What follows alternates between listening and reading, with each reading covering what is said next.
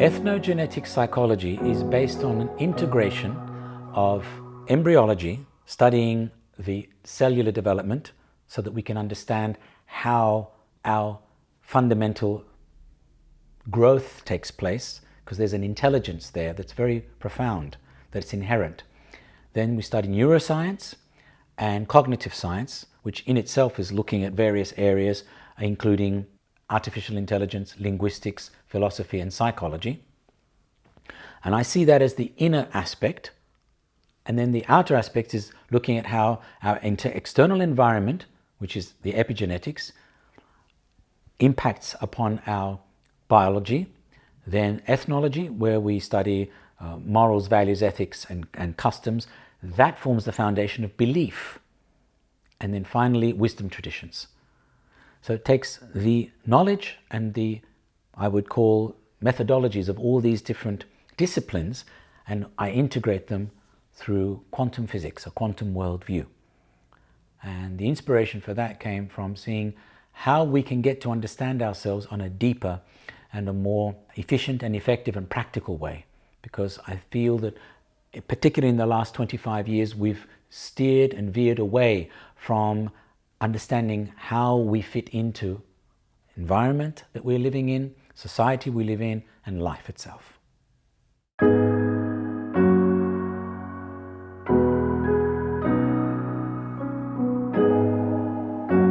Genetics and epigenetics. Genetics look at the codes. That's basically what we have inherited. That's like information in a book that has not yet been accessed and put into practice. The epigenetics is the impact that the environment has in setting those codes off, and the way in which we then try to adapt. So the fundamental principle difference is adaptation. That is very, very important in understanding psychology. Because if we don't adapt, that impacts our psychology, our psychomental and psycho-emotional condition enormously. And then the stresses build up, and then all the other disorders follow.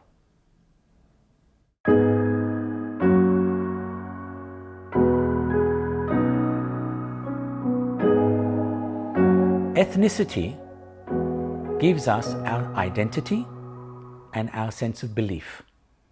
That's why ethnology is important, because we study through morals, values, ethics, and customs and traditions what our belief systems are.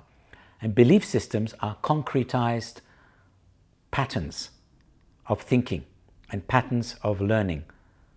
So the more we can let go of these patterns and begin to understand how we can retrain our mind, this is very significant. There are many different techniques that can be used to help retrain our mind and free ourselves from the limitations of these patterns that basically end up becoming an imprisoning mechanism.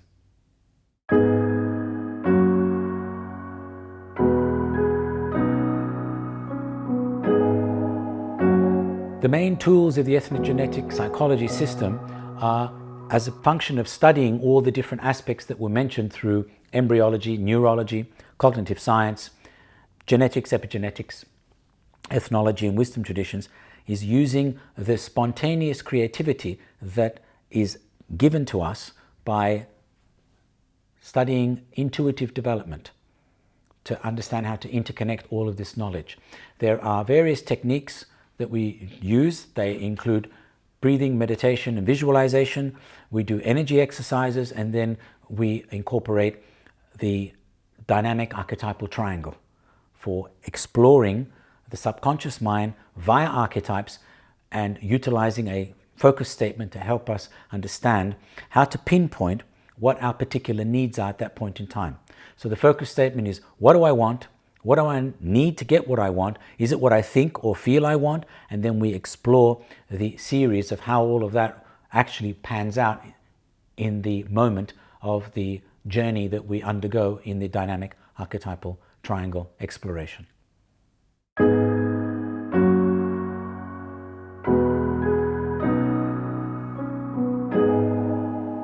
This brings us to understanding what is an archetype. It's a first print. Basically, it gives us a sense of guidance and a direction, and it helps to hone in on understanding something that is substantial, significant, and therefore gives us meaning. Archetypes offer us the opportunity to make a connection with something outside of us and inside of us, so that there is a link between the inner and the outer world. Archetypes in a social context can be fighter, victim, hero, savior, a holy man, spiritual warrior. These are the types of archetypes we cover in the social context. They act as indicators, and we take them on like roles. And through those roles we learn, we explore ourselves, and we learn more about our limits. We learn about our function. We learn about our strengths and our weaknesses. And we then can move to the next stage until we find a sense of harmony and balance, and we become efficient and effective and understand deeper what I consider to be the art of life.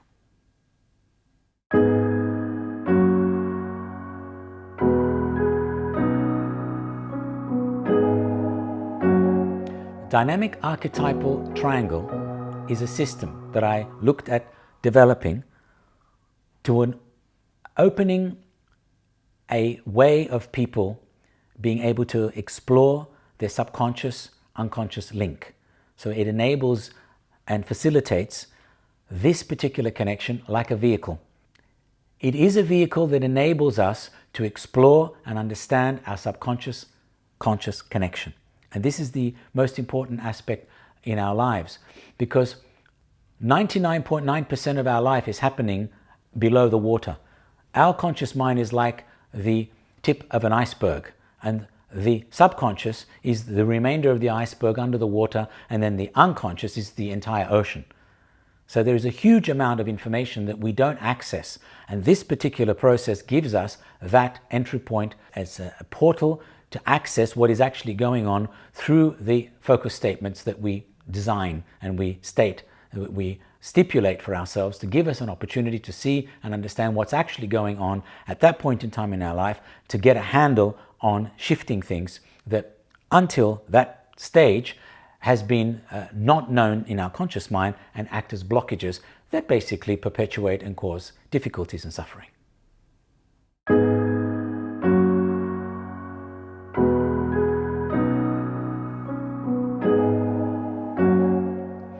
So the main difference between DAT and other systems is that it's using a triangular form, which basically is based on relationships. It indicates connections between a yang force, a yin force, and a neutral force. The triangle itself can have the social archetypes or other levels of archetypes involved. It acts and represents the subconscious matrix that you actually are in yourself. We utilize what I call the inner child, the neutral self, as the protagonist. That's the person who goes on the journey, as opposed to the hero, which is the main protagonist in all other systems that I know that are similar. And they are based on a circle, so cycles, as opposed to relationships.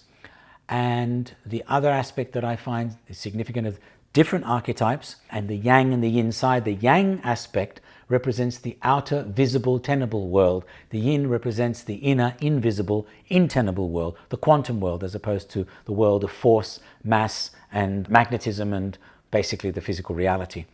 This is very significant as well, and also that every archetype is specifically there as an integral part of your subconscious mind.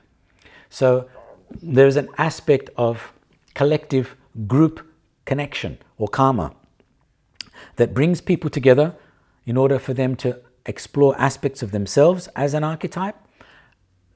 Then they're a reflection of that archetype for the protagonist. Then they are a part of the, I would call it, the overall mirror effect, because everyone's a reflector of themselves, firstly to each other and from within the dynamic of the group.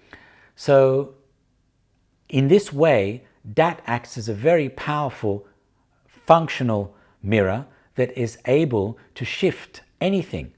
As long as there is a block, it will show what the block is, and as long as the people who are present are actually very tuned into the archetype that they are functioning from, rather than allowing themselves to slip back into their identity, there's a very deep level of genuineness and sincerity that is present that enables enormous amount of transformation to take place in a very short period of time.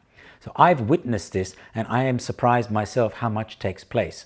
So I find that it's a very powerful system, very positive one, and I look forward to teaching it as much as I can for the rest of my life.